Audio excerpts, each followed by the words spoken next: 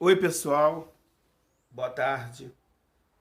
Pessoal, eu vim aqui para falar mais uma vez sobre a questão do pecado.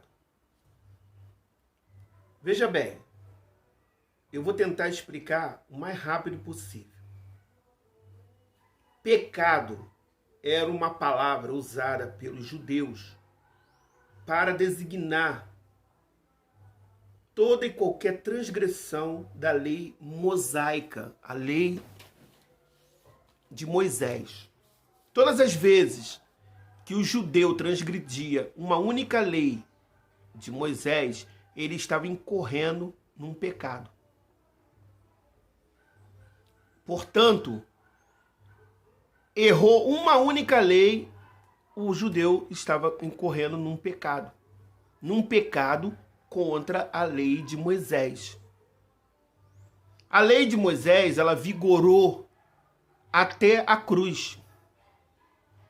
Cristo pôs fim à lei de Moisés. Ele veio a este mundo,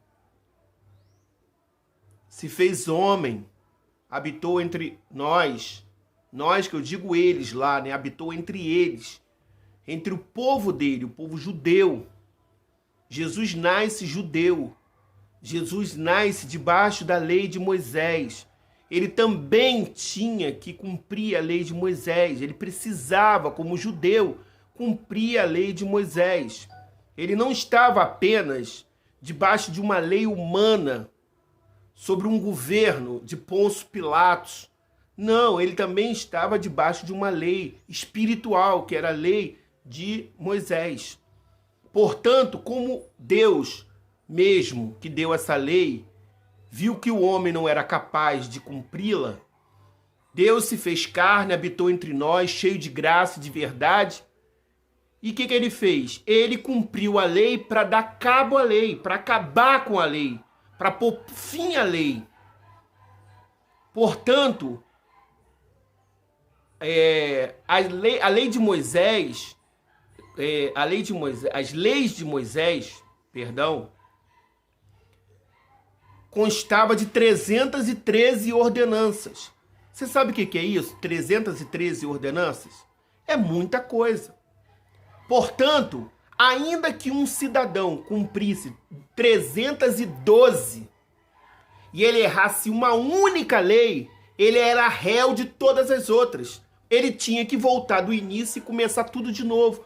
Então o judeu não tinha saído, o judeu vivia debaixo de um massacre, que era essa lei.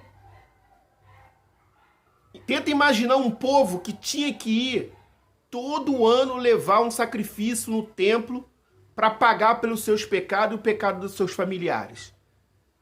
Portanto, o judeu sofreu o pão que o diabo amassou.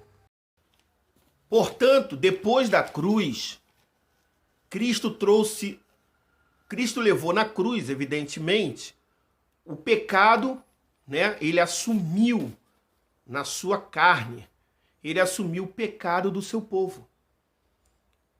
Ele encravou na cruz toda a lei. Quando a Bíblia diz que quando ele diz que foi encravado na cruz, ali estava sendo encravada a lei de Moisés. A lei de Moisés estava sendo aniquilada, estava sendo extinta na cruz. Portanto, depois da cruz, o que ocorre? Ocorre que depois da cruz não é mais pecado como era antes. Hoje,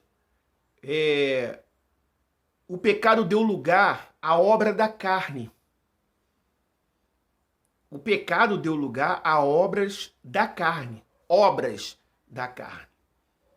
Portanto, quando a gente erra, quando a gente comete algum erro, não é mais chamado de pecado.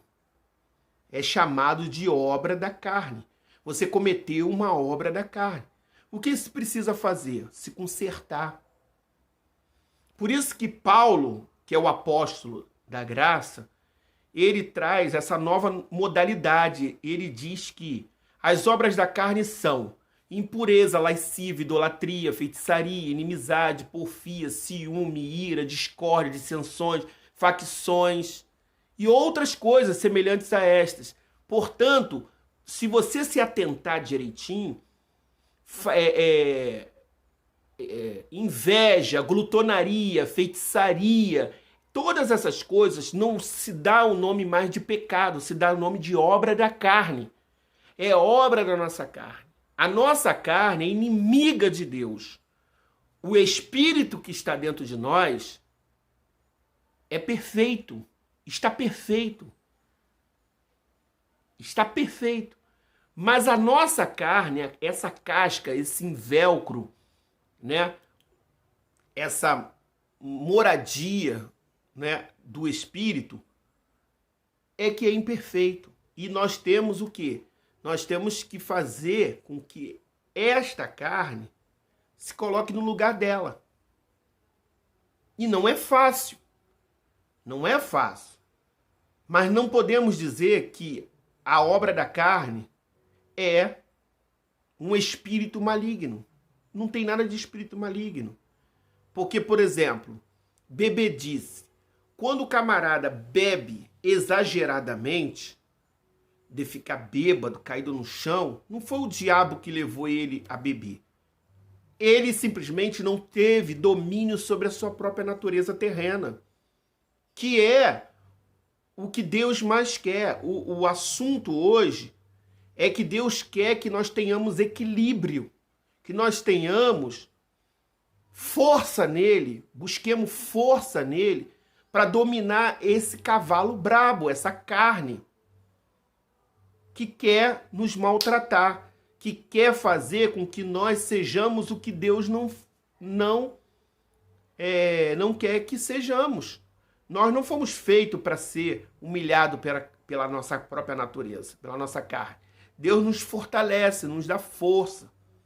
Dia após dia. É só o